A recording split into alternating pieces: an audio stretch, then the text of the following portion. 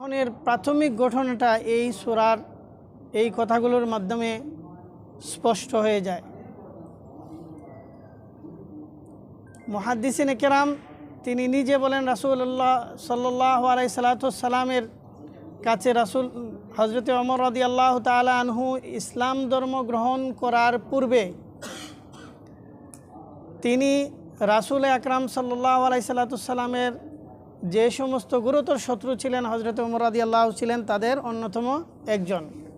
ওমর রাদিয়াল্লাহু তাআলা আনহু বলেন, আমি একদিন রাসূল আকরাম সাল্লাল্লাহু আলাইহি সাল্লামের সাথে শত্রুতা পোষণ করার জন্য ঘর থেকে বের হলাম, এই উদ্দেশ্যে যে রাসূলের সাথে কি করবেন, শত্রুতামি করবেন, তার সাথে খারাপ আচরণ করবেন, এই চিন্তা ভাবনা নিয়ে তিনি ঘর থেকে বের হলেন। বের হয়ে তিনি মক্কা মুআজ্জামার যেতে যেতে দেখলেন রাসূল আকরাম সাল্লাল্লাহু আলাইহি সাল্লাম হেরম শরীফের ভিতরে প্রবেশ করছেন এবং তিনি সেখানে নামাজ আদায় করতেছেন। তো আপনারা জানেন যে হেরম শরীফের ভিতরে কেউ কাউকে আঘাত করতে পারে না, সেখানে সকলের জন্য নিরাপত্তা। সেটা শুধু ইসলামের পরের ঘটনা, সেটা ইসলামের আগেও মক্কা মুআজ্জামা ছিল নিরাপদ, সকলের জন্য নিরাপদ। যেদিন থেকে আল্লাহ রাব্বুল আলামিন এই ঘর তৈরি করেছেন বাইতুল্লাহ শরীফ, সেদিন থেকে সেখানে সকল মানুষ সকল কিছু নিরাপত্তা লাভ করে থাকে। তো ওমর রাদিয়াল্লাহু তাআলা আনহু পিছু পিছু এসে একটা জায়গায় দাঁড়িয়ে গেলেন। তিনি শুনতে লাগলেন যে রাসূল সাল্লাল্লাহু আলাইহি সাল্লাম এত চমৎকারভাবে তেলাওয়াত করতেছেন, এত সুন্দরভাবে তেলাওয়াত করছেন। তার তেলাওয়াত শুনে তিনি মনোমুগ্ধ হয়ে শুনতে লাগলেন। আর তিনি কল্পনা করতেছেন যে এত সুন্দর তেলাওয়াত কে করতে পারে। কাফের মুশরিকরা অর্থাৎ কুরাইশরা যে বলাবলি করে থাকে যে আমাদের মধ্যে একজন কবির আবিষ্কার হয়েছে, অর্থাৎ মুহাম্মদ সাল্লাল্লাহু আলাইহি সাল্লামকে উদ্দেশ্য করে বলা হচ্ছে যে একজন কবির আবিষ্কার হয়েছে, তাহলে তো উনি সেই কবি।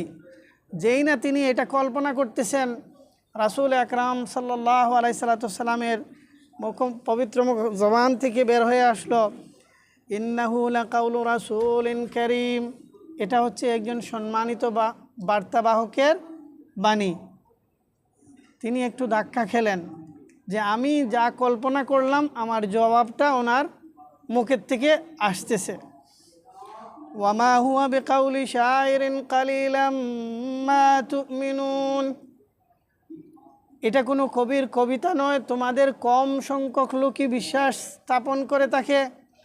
এবার তিনি পুরোপুরি থমকে গেলেন যে আমি চিন্তা করলাম কি আর আমি উত্তর পেলাম কি, তাহলে এই কথাগুলো উনি কিভাবে বুঝলেন?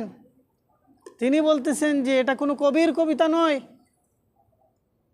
তাহলে কুরাইশরা যে বলতেছিল উনি কবি, উনি তো এটা রিফিউজ করে দিচ্ছেন।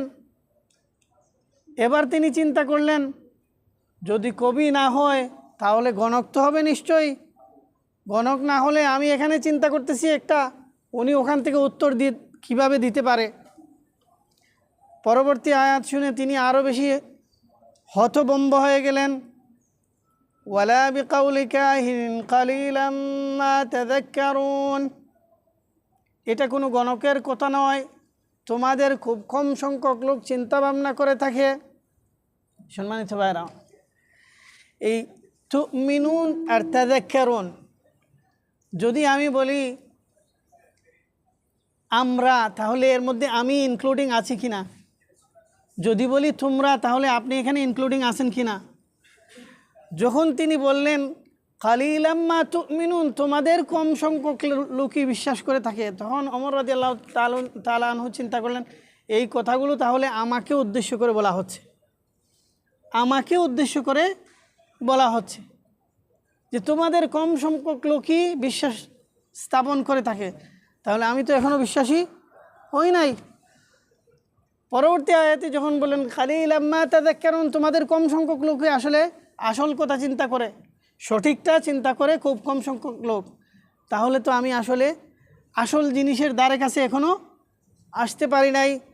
তিনি মনে মনে চিন্তা করলেন তাহলে এটা কার কালাম, এটা কার কালাম হতে পারে? রব্বুল আলামিনের পক্ষ থেকে পরবর্তী আয়াত আসে তানজিলুম মির রাব্বিল আলামিন, এটা আল্লাহ রাব্বুল আলামিনের পক্ষ থেকে নাজিলকৃত কিতাব। বলেন না সুবহানাল্লাহ।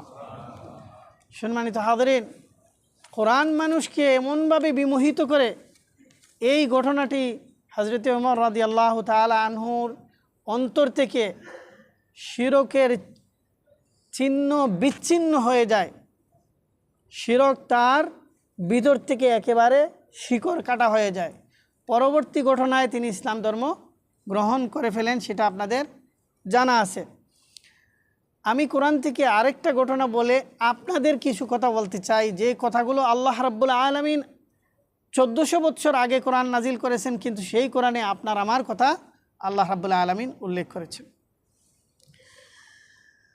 আহনাব বিন কায়েস একজন তবে তাবী, তিনি একজন সর্দার, তিনি একজন আরবি ভাষার পণ্ডিত। একদিন তিনি রাস্তা দিয়ে হেঁটে যাচ্ছেন সকালবেলা, তো শুনতেছেন যে খুব সুন্দর কণ্ঠে কে যেন তেলাওয়াত করতেছে, লাকাদ আনজালনা ইলাইকুম কিতাবান ফীহি যিকরিকুম আফালা তাকিলুন, আমি তোমাদের জন্য একটি কোরআন নাজিল করেছি যাতে করে তোমাদের কথা আছে।